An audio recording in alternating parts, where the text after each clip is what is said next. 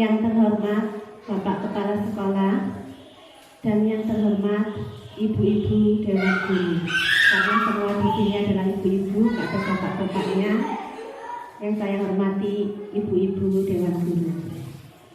Saya di sini akan menyampaikan tugas DGP saya, ya, yang modul 1.4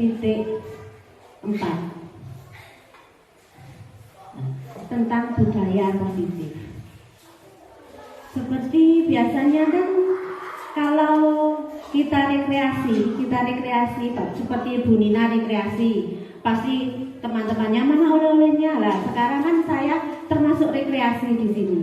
Lah oleh-oleh saya ini sekarang saya tularkan, saya berbagi tentang budaya positif. Ini adalah oleh-oleh saya dari JGP saya. Tidak usah memperkenalkan diri ya.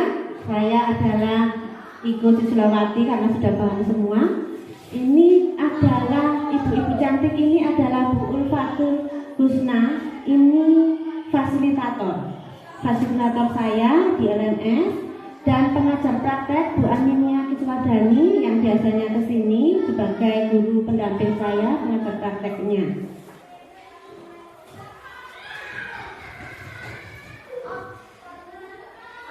Nah, ini nanti adalah modul 1.4 budaya positif.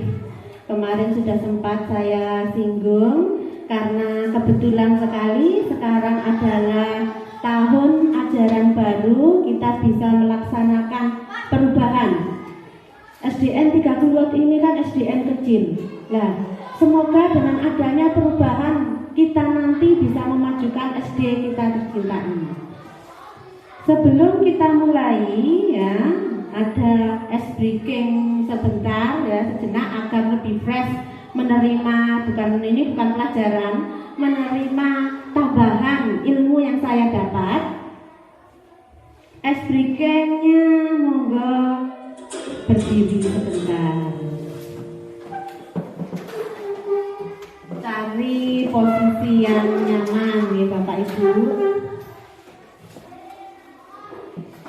Saya kalau di sama-sama bersama-sama.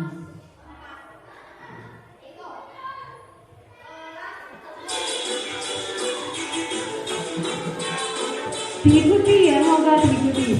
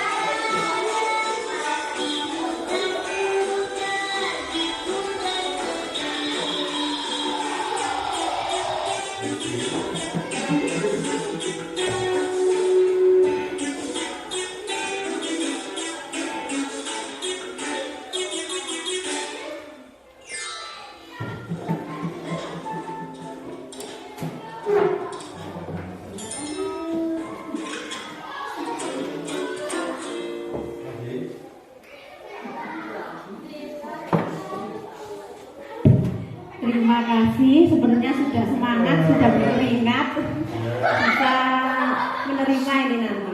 Nah, sekarang masih ada satu permainan lagi, yaitu bermain cobalah buka. Bukan bermain cobalah buka seperti membuka pakaian ya. Ini cobalah membuka tangan. Ada nanti saya minta 2 peserta untuk minta bantuannya. Ada yang menjadi A, ada yang menjadi B. Tugasnya di sini yang A ini adalah mengepalkan tangan. Lah yang B ini akan membujuk temannya tadi agar mau membuka kepalan tangannya. Bagaimana caranya? Bisa dengan menggelitik boleh, mengancam boleh, memberi uang juga boleh. Pokoknya jangan sampai memukul. Itu saja. Monggo. Ada 2, monggo. Bu Nina sama Bu Ima, monggo. Siapa yang jadi A, siapa yang jadi B? A yang mengepalkan tangan, yang B yang membujuk nanti. Ayo Bu Nina dibujuk ya nanti ya. Yang mengepalkan tangan anggap ya, untuk Bu Ima ini anggap yang Ibu tunggang adalah suatu hal yang sangat berharga bagi Bu Ima. Ya, yang tidak boleh diketahui oleh siapapun. Tidak boleh ada yang tahu dan tidak boleh ada yang merampasnya. Monggo, ayo Bu Nina, segera dilakukan.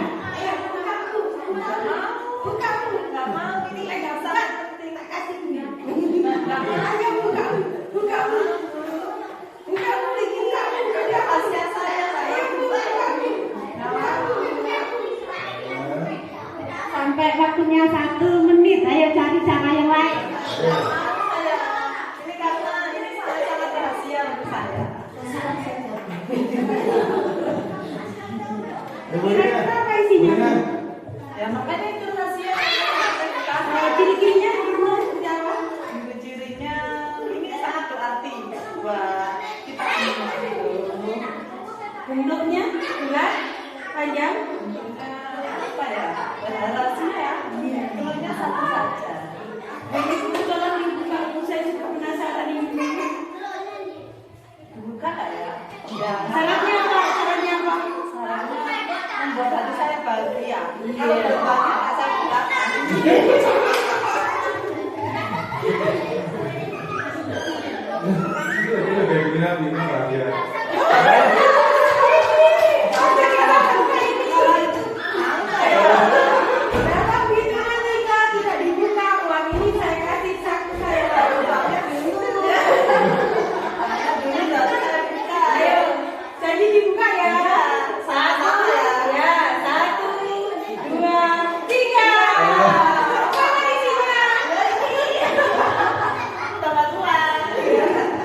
Ya sudah, terima kasih ya.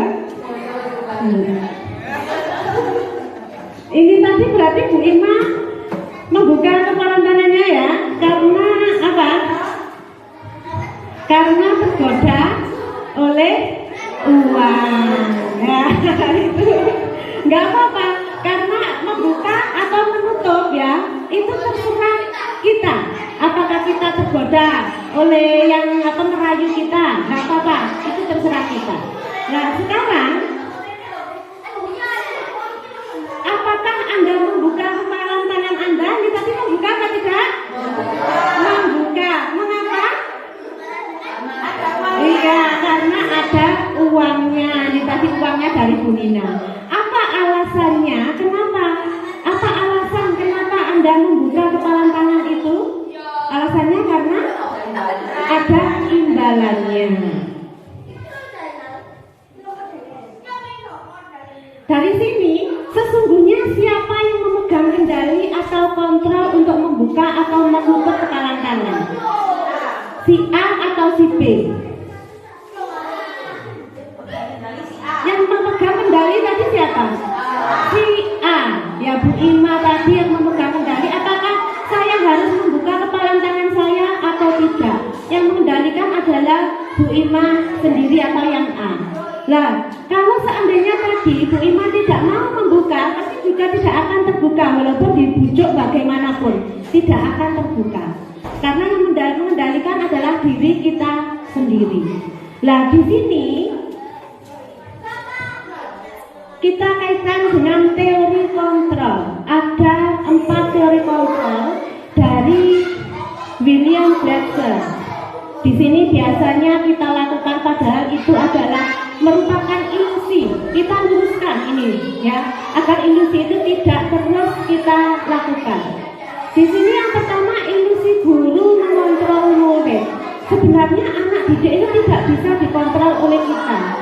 Mereka yang memegang kendali mengontrol diri mereka sendiri. Kita hanya diizinkan untuk mengontrol mereka. Yang mengizinkan siapa? Ya mereka sendiri, itu yang mengizinkan. Kalau mereka tidak mengizinkan kita mengontrol, mereka juga ya akan seperti anak-anak mari dikandani sediluk terus Mariono akan melanggar lagi. Nah, seperti itu.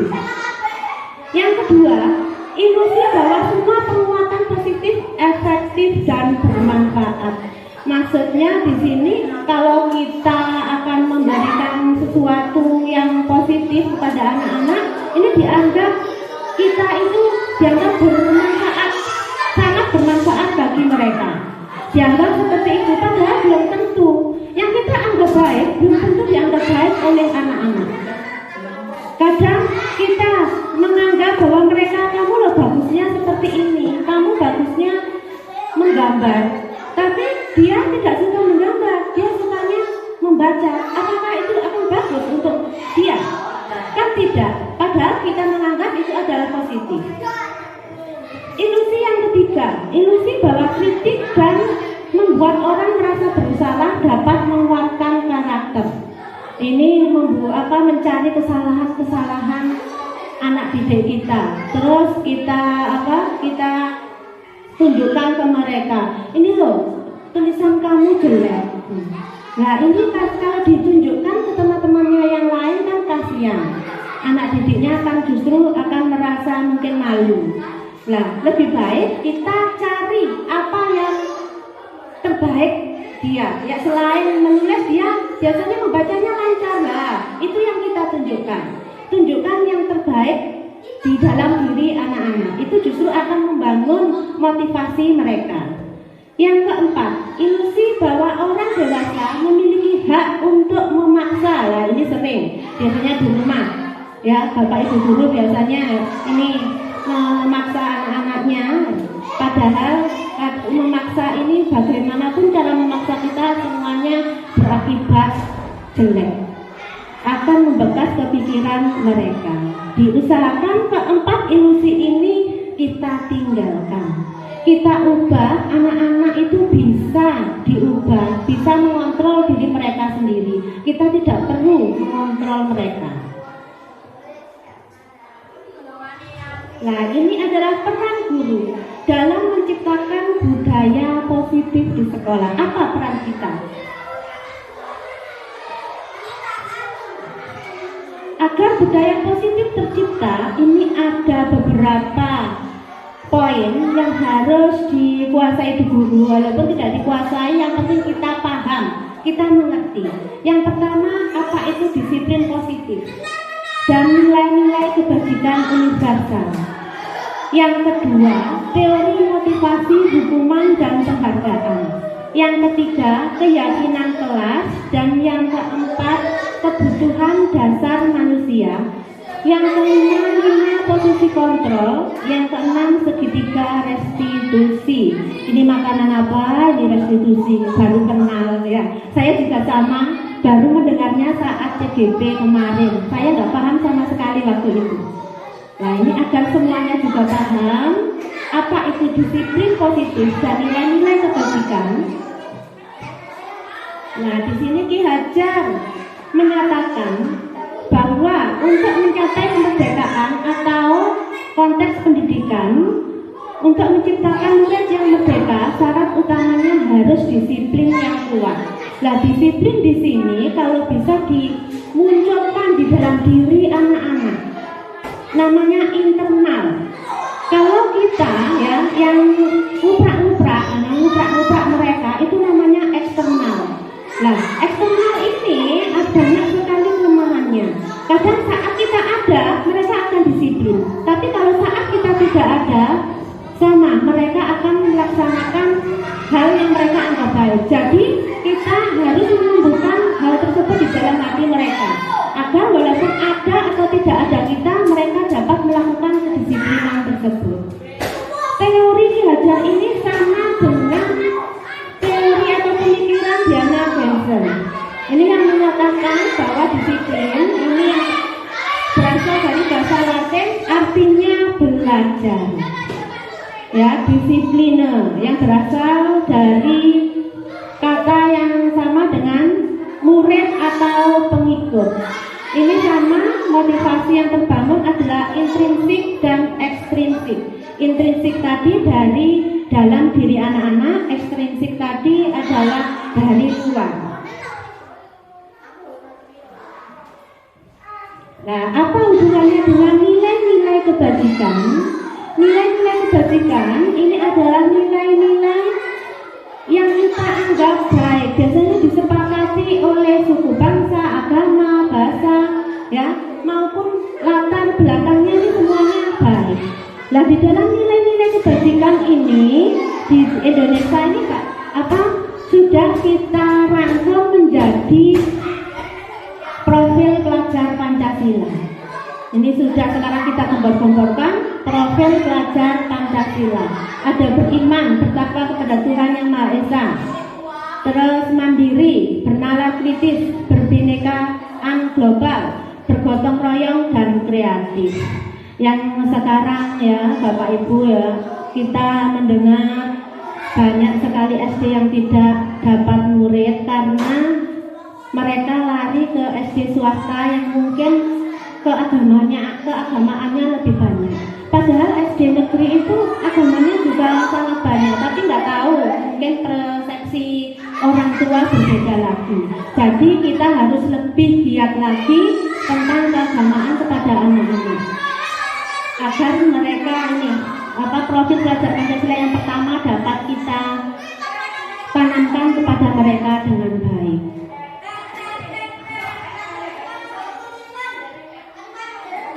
Sebenarnya banyak sekali kebajikan di situ ya, yang kebajikan universal ya, tapi sudah dirangkum oleh Indonesia menjadi profil pelajar Pancasila. Sekarang teori motivasi, hukuman dan penghargaan. Apa itu teori motivasi? Nah, di sini sama menurut Diana Johnson ada 3 motivasi perilaku manusia. Seseorang akan melakukan sesuatu atau perilaku, dia didasari oleh 3 hal. Yang pertama, untuk menghindari ketidaknyamanan atau hukuman agar mereka tidak dihukum. Yang kedua, untuk mendapatkan imbalan yang tadi dilakukan, itu kan untuk mendapatkan imbalan atau penghargaan dari orang lain. Yang ketiga, untuk menjadi orang yang mereka inginkan dan menghargai diri sendiri dengan nilai-nilai yang mereka percaya. Nah, ini yang nomor 3 yang akan kita tanamkan kepada diri anak-anak, untuk menjadi orang yang mereka inginkan, yang diinginkan anak-anak. Kita tinggal meneruskan saja.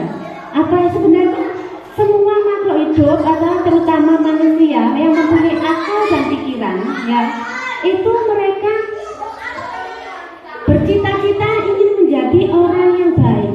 Gak ada yang bercita-cita menjadi orang yang jahat atau yang jelek, gak ada.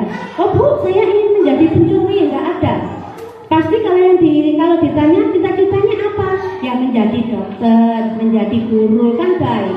Sebenarnya dalam diri mereka itu ada, sudah tertanam kebaikan. Kita sebagai guru hanya memunculkannya dengan memfasilitasi mereka agar mereka menjadi baik. Nah, caranya ya seperti itu tadi ya, kita tumbuhkan dalam diri mereka keyakinan tentang kebaikan. Nah, ini adalah keyakinan kelas. Langkah awal untuk menumbuhkan kebaikan dalam diri anak, kita perlu melakukan keyakinan kelas.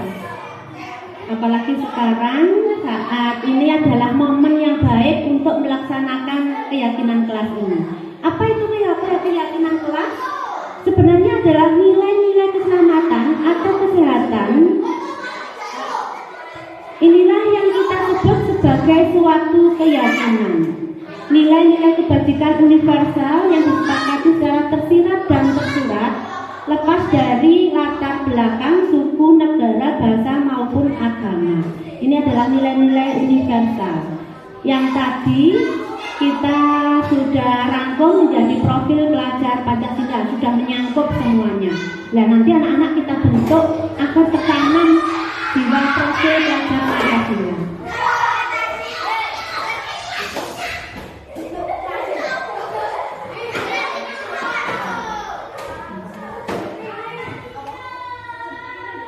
Nah, sekarang adalah kebutuhan dasar manusia.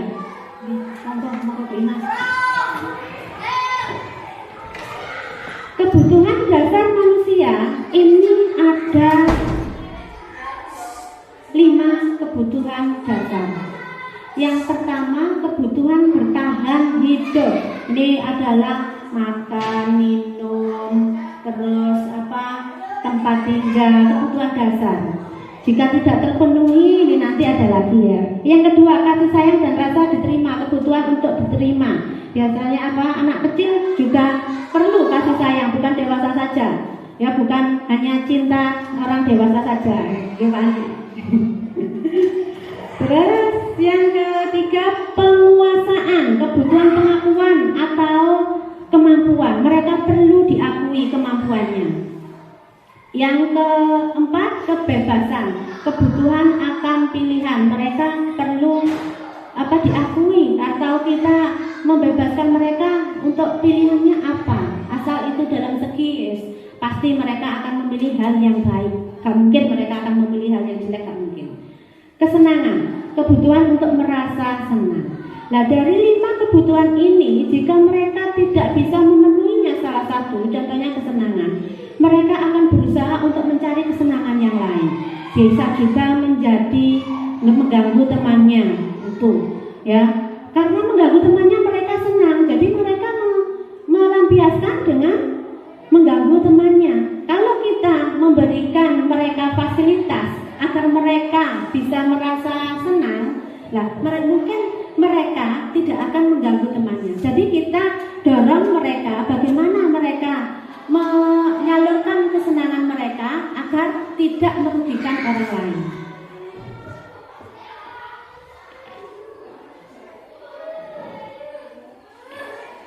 Nah, di sini ada 5 posisi kontrol ya. Kita akan dibekali ini. Kita termasuk posisi yang di mana? Selama ini kita mengajar kita bertempat di mana ini posisi kita? Ada 5 posisi kontrol di sini. Yang pertama adalah penghukum. Biasanya saya itu sering menghukum kalau saya. Nah, setelah saya beritahukan ini, semoga nanti bisa bergeser semua menjadi ke manajer. Apa itu posisi manajer ya? Yang kedua, pembuat rasa bersalah. Yang ketiga, teman. Yang keempat, pemantau. Yang kelima, manajer. Yang ini nanti perlu kita tanamkan. Nah, apa itu? Agar lebih paham, silahkan. Monggo diperhatikan bersama-sama. Salam bahagia Ibu dan Bapak Guru hebat.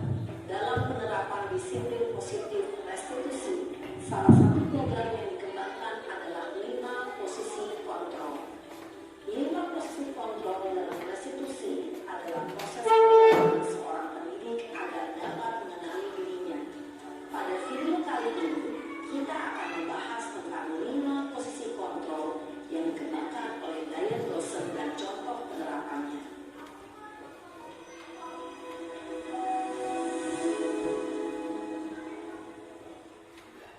Lima posisi kontrol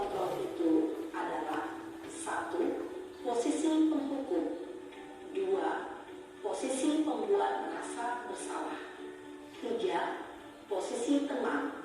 4. Posisi pemantau atau monitor.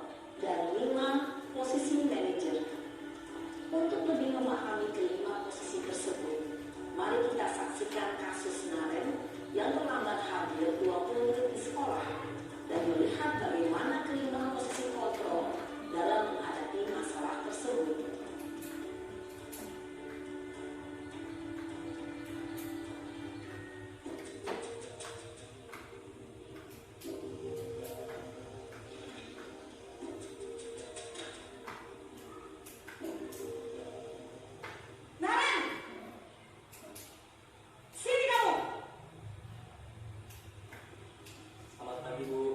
Selalu terlambat. Kamu deh, pasti terlambat. Maaf Bu, saya Apa? Apa coba? Alasan kamu apa lagi? Kapan sih kamu tidak terlambat? Malas sekali ya kamu jadi anak. saya Dasar pemalas. Gak kapok-kapok sih kamu. Sudah berapa kali terlambat? Sana, kamu keliling lapangan basket 2 kali. kenapa saya harus keliling lapangan basket Bu? Kenapa? Kamu melawan ibu? Berani-beraninya jawab. Sudah terlambat, masih berani jawab pula. Sekarang, keliling lapangan basket 5 kali sekalian. Biar kapok. Cepat. Pergi sana ke lapangan basket. Posisi pemukul biasanya berbicara dengan nada tinggi, menghardik, menunjuk-nunjuk, menyakiti, dan menyindir. Hukuman bisa berupa fisik maupun psikis. Ibu dan bapak guru hebat. Dampak yang terjadi pada murid ketika guru berada pada posisi pemukul adalah murid cenderung akan memberontak, bahkan menyimpan dendam.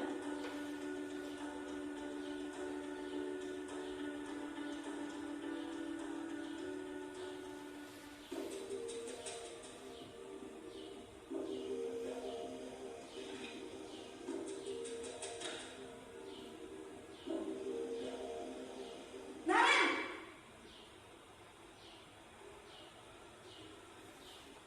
Selamat pagi Bu.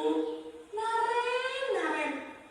Kamu kenapa terlambat lagi, nak? Ya Tuhan, Naren. Kamu senang ya bikin ibu susah ya? Kalau kamu terlambat lagi, nanti ibu yang ditegur bapak kepala sekolah, nak. Disangka ibu tidak bisa membina kamu. Duh, gimana ini? Maaf Bu, Duh, Gusti Naren. Kamu suka ya kalau ibu tegur bapak kepala sekolah? Terus, sekarang ibu harus tulis apa yang di buku absen? Ini kamu sudah sering terlambat loh. Ibu harus apa coba? maaf Bu, maaf sekali. Ya sudah, lain kali jangan bikin ibu susah lagi ya nak ya. Ibu tidak akan kuat lagi kalau kamu begini terus. Bisa jantungan kalau ibu tegur bapak kepala sekolah. Sana cepat kelas. Maaf ya Bu, maaf sekali. Posisi pembuat rasa bersalah berbicara dengan nada tenang, cenderung lembut. Namun kata-kata yang diutarakan membuat murid merasa menjadi orang yang gagal, memandang buruk dirinya sendiri, merasa tidak berharga, dan tidak sanggup membahagiakan orang lain. Ketika guru mengambil posisi pembuat rasa bersalah, murid akan menganggap dirinya yang bersalah dan ia akan menyimpan emosi negatif tersebut di dalam dirinya.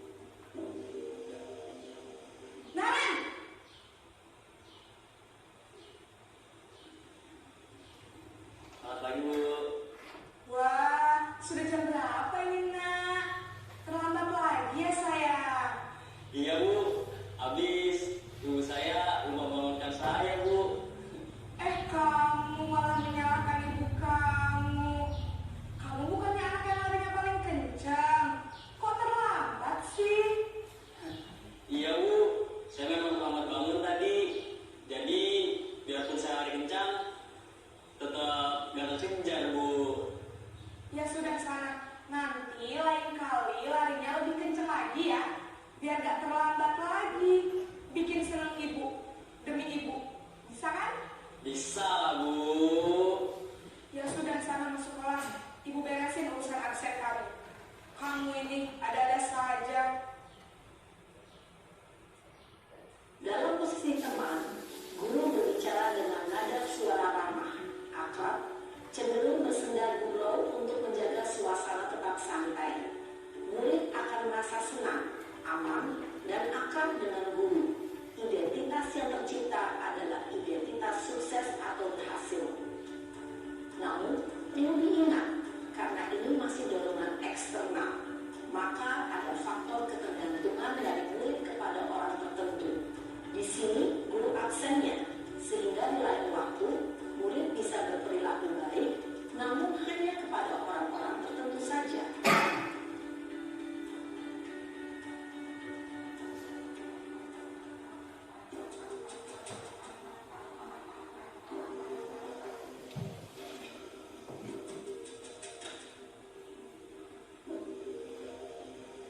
Naren!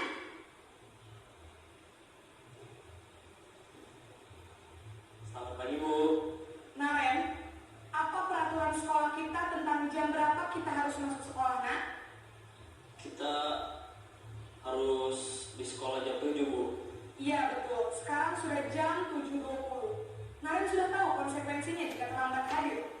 Paham, Bu. Saya harus tinggal kelas pas jam istirahat selama 20 menit. Iya benar, konsekuensinya demikian.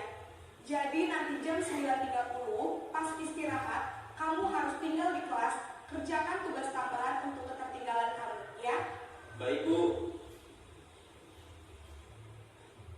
Posisi pemantau mengandalkan penghitungan atau data untuk mengontrol murid. Guru mengarahkan murid berdasarkan peraturan dan konsekuensi. Seorang pemantau menunjukkan bahasa tubuh dan ekspresi wajah yang datar dan cenderung formal.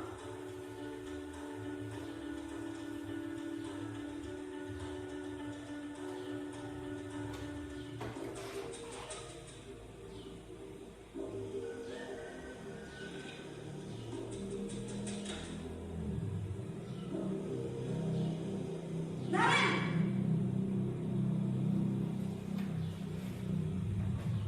Selamat pagi, Bu. Selamat pagi, Naren. Maaf, Bu. Saya terlambat. Iya, sekolah masuknya jam 7, sekarang sudah jam 7.20. Jadi sekarang bagaimana ini, Naren? Maaf, Bu. Saya lupa setel alarm saya semalam. Baiklah, menurut kamu, keyakinan sekolah yang mana yang perlu kamu tingkatkan? Menghargai diri sendiri dan orang lain mungkin, ya, Bu. Setuju. Jadi, apakah Naren meyakini prinsip saling menghormati tersebut? Iya, Bu. Saya meyakininya. Apakah Naren bersedia memperbaiki masalah keterlambatan ini? Bersedia, Bu. Bagaimana kamu akan memperbaiki masalah keterlambatan ini? Saya akan coba untuk tidak lupa menyetel alarm saya, Bu. Baik, kalau Naren mau menyetel alarm di rumah, ada orang yang kira-kira bisa bantu mengingatkan tidak? Ada, Bu. Kakak saya, Kak Emma. Ada lagi selain Kak Emma? Selain Kak Emma, ada ibu saya. Baik, jadi yang mengingatkan Naren adalah Kak Emma dan ibu kamu, ya? Kira-kira akan mulai setel alarm kapan nih, Naren? Setelah pulang sekolah, akan segera saya lakukan. Baik, jadi Naren akan setel alarm untuk bangun besok pagi dan akan diingatkan oleh kakak dan ibunda Naren, ya? Ada lagi yang mungkin perlu dilakukan, Naren? Agar tidak terlambat bangun lagi. Tidak ada, Bu. Baik, Naren. Terima kasih untuk bersama kamu. Sekarang kamu turun kembali ke kelas untuk belajar. Baik, Bu. Terima kasih. Posisi manajer adalah posisi kontrol yang disarankan untuk membimbing murid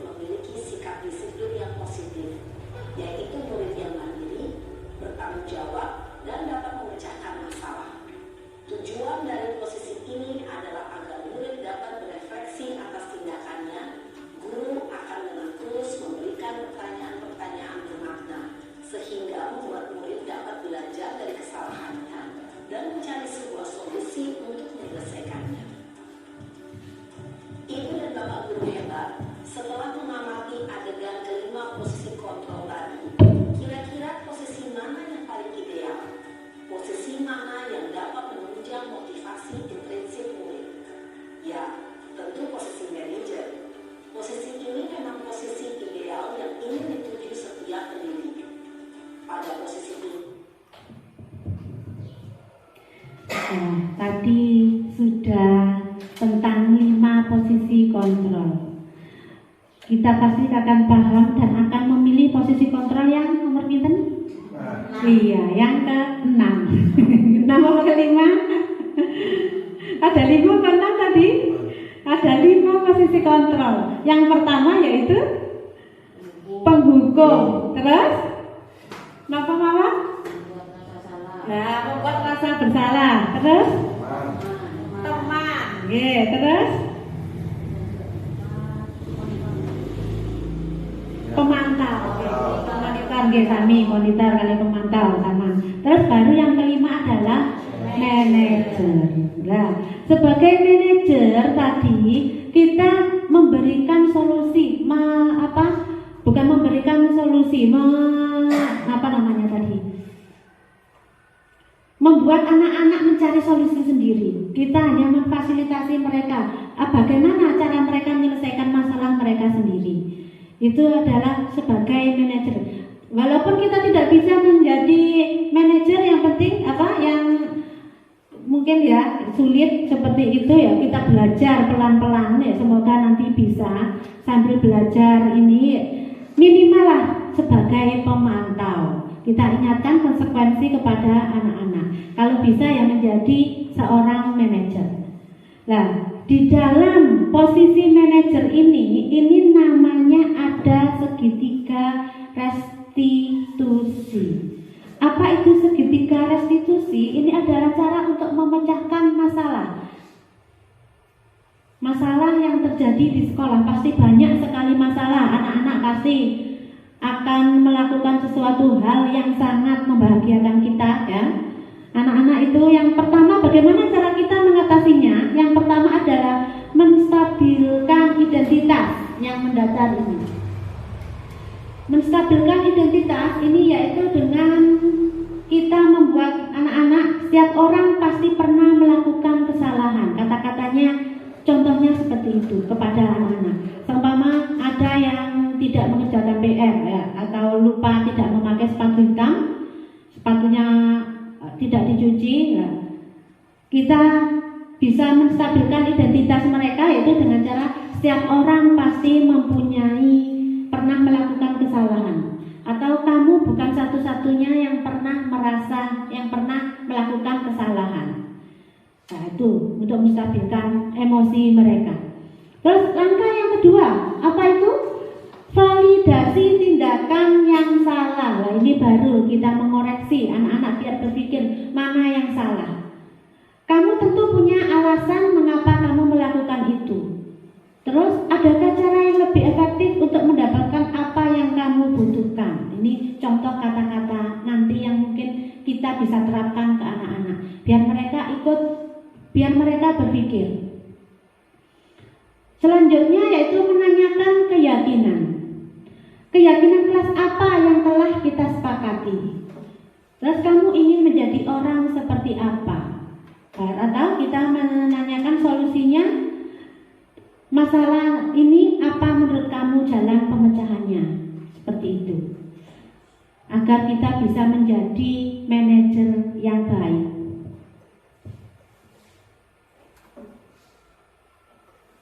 Nah, tujuan akhir di sini nanti di modul pertama saya mempelajari filosofi Ki Hajar Dewantara, yaitu pendidikan yang berpusat pada murid.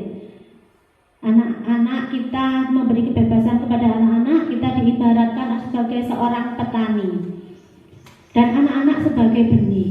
Nah, benih itu jika ditanam ya, namanya seorang petani, kita kan hanya bisa untuk merawatnya, memberi pupuk, terus menyirami. Nah, ini anak-anak akan tumbuh sendiri dengan baik kalau kita merawatnya dengan baik. Nah, ini kita diibaratkan sebagai petani ini untuk memberikan yang terbaik kepada mereka agar mereka bisa tumbuh. Melalui peran dan nilai guru penggerak atau melalui peran dan nilai seorang guru, kita mempunyai banyak sekali yang kita bisa lakukan untuk anak-anak. Terbentuklah visi yang menggerakkan yang kemarin sudah kita membuat visi bersama. Penerapan dengan budaya positif. Nah, setelah membentuk visi, kita terapkan dengan budaya positif nanti ya. Semoga kita bisa melaksanakannya dengan baik dan akhirnya terbentuk jiwa pelajar, profil pelajar Pancasila. Tujuan kita akan tercapai. Anak-anak tidak usah diupra-upra ya, akan tumbuh dalam diri hati mereka, internal mereka untuk melakukan kebaikan. Jadi ada atau tidak ada orang lain atau orang di sekitar mereka, mereka akan tetap melakukan kebaikan. Ini bukan terima kasih ya. Sudah akhir, mungkin ada pertanyaan. Akan kita bahas tentang kasus, contoh kasusnya dulu. Mungkin ada pertanyaan atau masukan untuk saya. Apa yang terbaik untuk saya, mungkin kekurangan saya apa ini, terus yang mungkin perlu saya berikan lagi yang buat karya saya lebih baik lagi. Bisa memberikan masukan. Ini contoh kasusnya tadi. Nah, ini adalah tugas saya bersama teman-teman saya.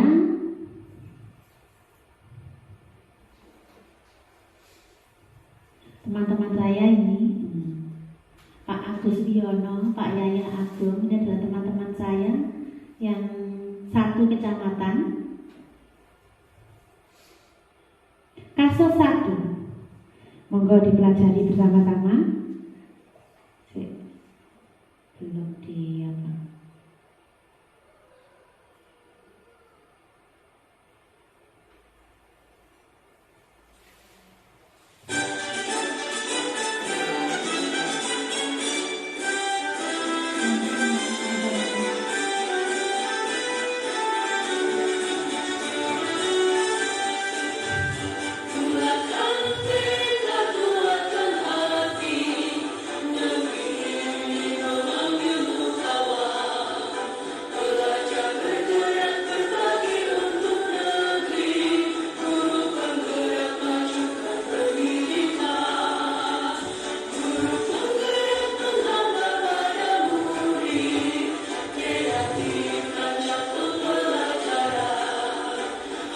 Sampun?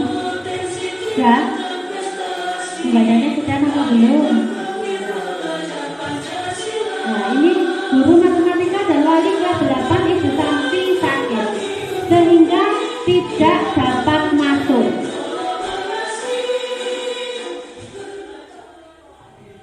Dan mengajar. Akhirnya dicarikan guru pengganti yang bernama Ibu Eni. Ibu Eni baru 2 tahun menjadi guru SMP. Beberapa murid perempuan Vivi dan Natali mengetahui hal ini dan mulai menggunakan kesempatan dan bersikap seenaknya, tertawa dan tidak mengindahkan kehadiran Ibu Eni. Ibu Eni mencoba menyapa Vivi dan Natali dengan ramah, sambil mengingatkan mereka untuk tetap fokus pada pekerjaan tugas. Ayolah, tugasnya dikerjakan. Nanti ibu ditegur bapak kepala sekolah kalau kalian tidak mengerjakan tugas. Tolong bantu ibu ya. Namun Vivi dan Natali malah jadi tertawa. Ah ibu, santai saja bu. Mereka tetap tidak mengerjakan tugas dan malah mengobrol. Keesokan harinya, Ibu Santi memanggil Vivi dan Natali serta menanyakan tentang laporan Bu Eni. Ibu Santi menanyakan apakah mereka bersedia memperbaiki permasalahan yang ada. Vivi dan Natali sempat ragu-ragu dan membela diri. Mereka merasa tidak bersalah karena membela dirinya. Namun pada akhirnya mengatakan akan meminta maaf. Ibu Santi menanggapi bahwa tindakan itu boleh saja dilakukan bila mereka sungguh-sungguh ingin meminta maaf. Namun Ibu Santi menanyakan kembali, apa yang mereka bisa lakukan untuk menggantikan rasa tidak dihormati Ibu Eni ini. Baik Vivi maupun Natali mengakui bahwa perilaku mereka tidak sesuai dengan keyakinan kelas. Ibu Santi melanjutkan kembali apa yang mereka lakukan untuk memperbaiki masalah. Apakah ada gagasan? Setelah berpikir sejenak, Natali dan Vivi mengusulkan bagaimana kalau mereka mengadakan sebuah diskusi kelompok dengan teman-teman sekelasnya. Tema yang mereka pilih adalah penerapan keyakinan kelas, terutama tentang sikap saling menghormati dan bagaimana penerapannya di kehidupan sehari-hari di sekolah. Usulan kedua adalah mengirim email kepada Ibu Eni tentang gagasan mereka tersebut. Mereka pun memberitahu Ibu Eni bahwa mereka telah memberitahu kepala sekolah Pak Hasan bila lain waktu ada ketiadaan guru, maka mereka akan mengusulkan Bu Eni sebagai guru pengganti. Nah, dari cerita ini termasuk posisi kontrol yang nomor berapa?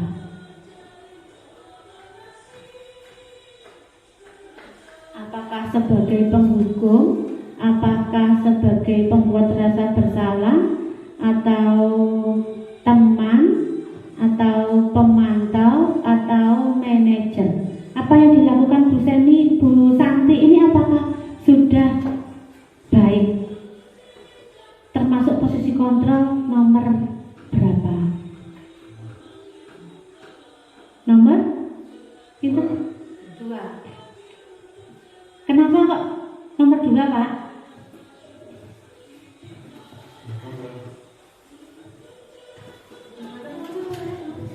Ayo Pak, ada apa Pak? Udah, kenapa nomor 2? Nomor 2 karena merasa bersalah karena siapa?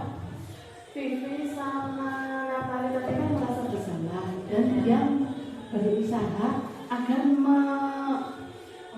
memperbaiki kesalahannya kepada Bu Eni. Ya, ini ada yang memang agar merasa bersalah. Tadi ada kata-katanya tadi ya. Yang nomor yang berapa tadi? Yang ini tadi loh. Nah, ayolah tugasnya dikerjakan. Nanti ibu ditegur bapak kepala sekolah. Kalau kalian tidak mengerjakan, tolong bantu ibu ya. Ini kan kelas, menunjukkan bahwa Bu Eni ini memohon kepada Vivi dan Natali agar mereka merasa bersalah. Oke, ya betul. Memang seperti itu. Ada lagi, monggo, yang memberikan pendapat selain membuat rasa bersalah. Bu Nina?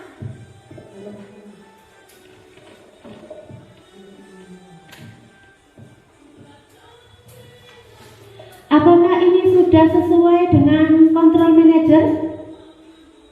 Apakah Bu Santi ini sudah memberikan solusi yang baik dari segitiga restitusi tadi?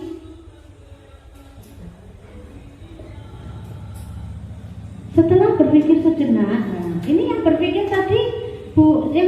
tadi memberikan solusi Bu Santi apa Natali dan Vivi? Nah, yang berpikir kan adalah Natali dan Vivi. Bu Santi hanya mencari solusi. Berarti ini sudah menerapkan posisi kontrol manajer. Dia sudah menerapkan posisi kontrol manajer dengan anak-anak disuruh berpikir sendiri. Dari sini.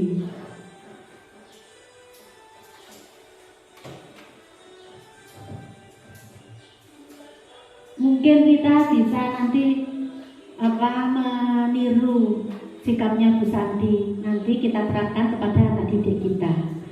Bukan hanya itu, ini ada lagi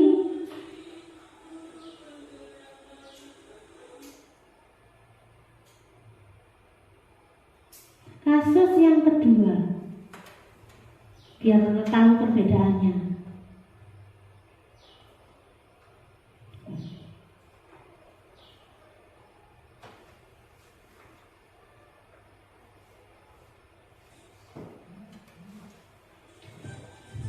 Sabrina hari itu bangun terlambat dan terburu-buru sampai di sekolah. Dia pun akhirnya sampai di gerbang sekolah, tapi baru menyadari kalau tidak menggunakan sepatu hitam, seperti tertera di peraturan sekolah. Di depan pintu kelas, Bapak Lukman memperhatikan sepatu Sabrina yang berwarna coklat.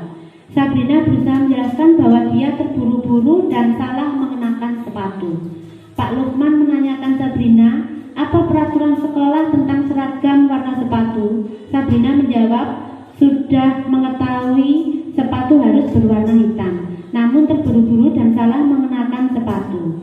Selain tidak mungkin kembali pulang karena rumahnya jauh sekali, Pak Lukman tetap bersikeras pada peraturan yang berlaku dan mengatakan, ya sudah, kamu sudah melanggar peraturan sekolah, kamu salah, sudah terlambat, salah pula warna sepatunya. Langsung marah-marah ini Pak Lukman. Segera buka sepatumu, kalau tidak bisa mengenakan warna sepatu sesuai dengan peraturan, apalagi disuruh membuka sepatunya jika tidak bisa memakai sepatu warna hitam pada saat itu. Nah, Sabrina meminta maaf dan memohon kembali kepada Pak Lukman agar tetap dapat mengenakan sepatunya dan berjanji tidak akan mengulang kesalahannya. Namun Pak Lukman tidak mau tahu. Tidak, kamu telah melanggar peraturan sekolah. Kalau tidak sanggup ambil sepatu di rumah atau diantarkan sepatu ke sekolah, ya sudah, kamu tidak bersepatu saja seharian di sekolah. Sekarang copot sepatumu dan silahkan belajar tanpa sepatu seharian. Sabrina pun dengan berat hati mencopot sepatunya dan memberikannya kepada Pak Lukman. Seharian dia tidak berani berkeliling sekolah karena malu dan lebih banyak terdiam diri di kelas tanpa alas sepatu. Nah, dari sini ini termasuk penerapan posisi kontrol yang nomor berapa ya Bapak Ibu? Nomor satu, yaitu Karena Sabrina dihukum tidak boleh memakai sepatu seharian selama pelajaran di sekolah. Memang seperti itu. Ini langsung dihukum Sabrinanya. Seharusnya bagaimana tanggapan yang diberikan Pak Lukman? Ya, sebagai seorang guru kita pasti tahu bagaimana seharusnya sikap kita. seharusnya Pak Lukman itu memberi kesempatan ditegur pada waktu memakai itu, terus diberi kesempatan agar besok tidak mengulanginya kembali dan tidak melanggar peraturan yang ada di sekolah. Terus agar bagaimana apalagi mungkin caranya selain menegur terus tidak memberi hukuman, Mengingatkan akan peraturan sekolah. mengingatkan akan peraturan sekolah.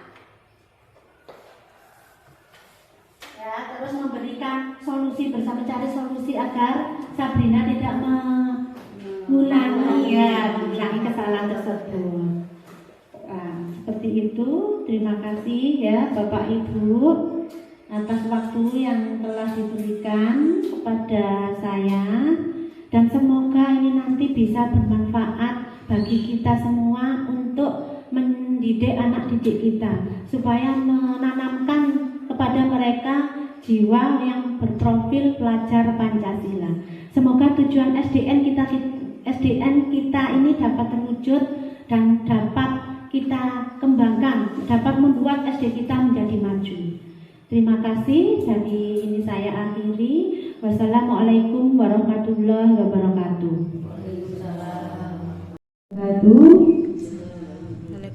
Dari hasil yang telah disampaikan oleh Bu Iko tadi tentang materi budaya positif, sehingga kami semua mengerti akan peraturan-peraturan yang harus disampaikan kepada anak-anak. Misalnya anak-anak melakukan kesalahan, kita tidak perlu melakukan kekerasan atau hukuman atau ancaman. Kita lakukan dengan yang manajer tadi, yaitu memberi pengertian kepada anak-anak agar tidak mengulangi kesalahan yang dilakukan anak-anak seperti terlambat datang, seperti tidak memakai seragam lengkap. Jadi kita tidak perlu memakai kekerasan. Jadi kita cukup memberi pengertian kepada anak-anak agar tidak melakukan kesalahan yang sama. Sudah, sekian. Terima kasih. Wassalamualaikum warahmatullahi wabarakatuh.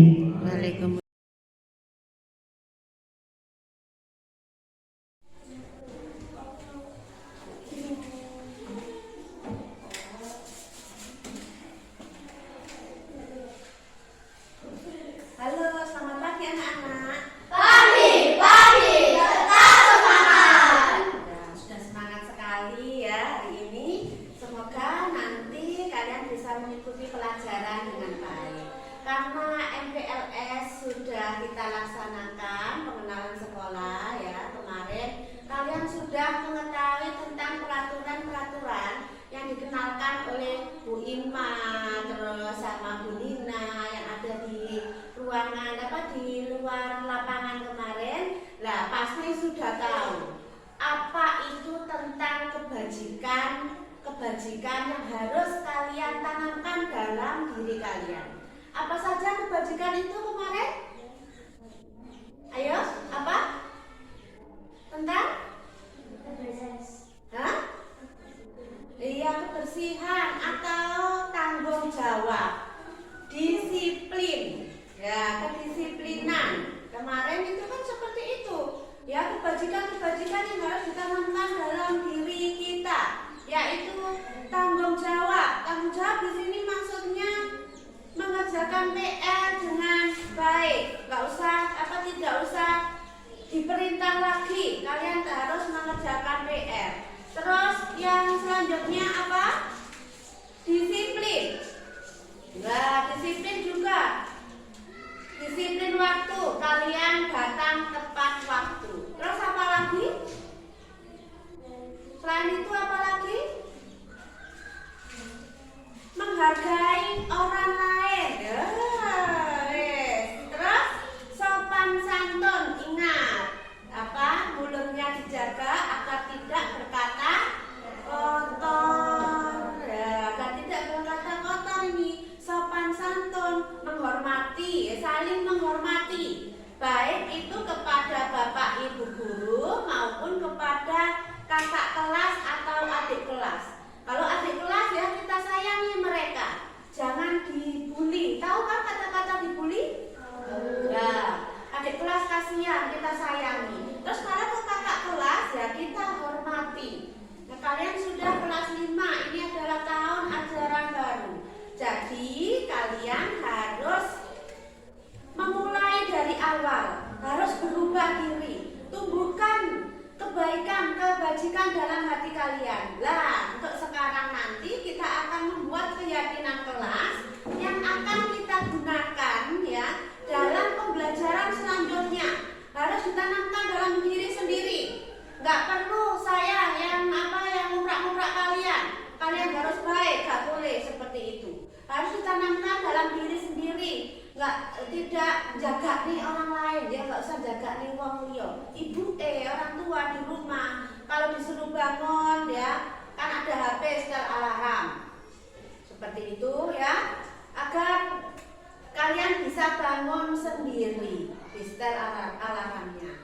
Lah ini nanti saya ingin kalian membuat tentang keyakinan kelas yang akan kita lakukan, kita sepakati bersama. Apa saja? Keyakinan kelas itu harus sesuai dengan peraturan-peraturan sekolah kita yang kemarin yang sudah diterangkan oleh Bu Ima sama Bu Nina. Apa saja itu peraturan-peraturan kita ya. Terus kesepakatan apa saja yang telah dibuat. Nah, sekarang kalian tulis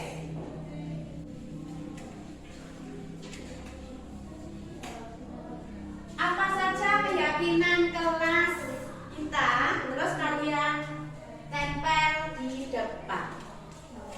Yang akan kita buat nanti sebagai pedoman proses pembelajaran. Keyakinan kelas ini harus tumbuh dari kebajikan-kebajikan yang ada, yang sudah kalian pahami tadi.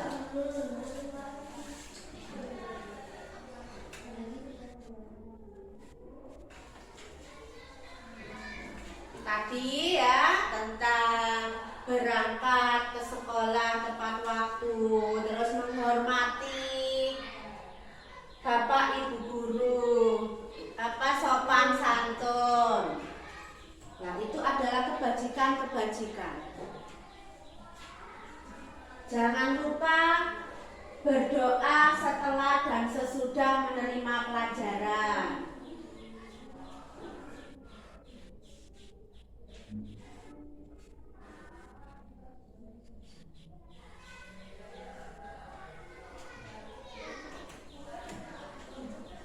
Sudah?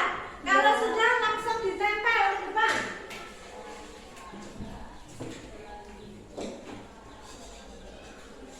Ayo ditempel ke depan. Yang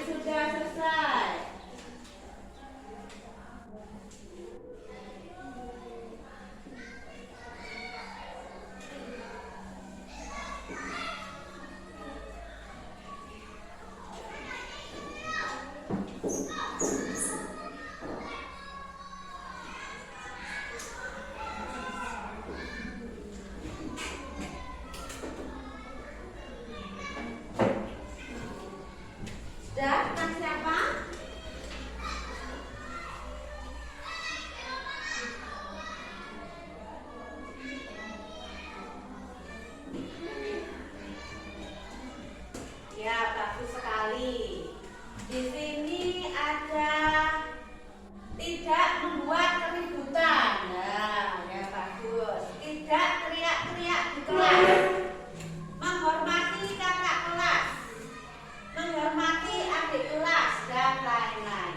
Nah, ini nanti ya kita akan bersama-sama membuat keyakinan kelas yang sudah ditulis seperti ini ya. Kita buat di kertas yang besar, di kertas manila kita tulis dan kalian gambar di situ semenarik mungkin ya. Kalian itu dibuat menjadi semuanya ini karena muridnya hanya 6 anak ini ya. Kalian nanti membuat kertas ya, dituliskan di situ, terus kita tempel di belakang kelas saja ya.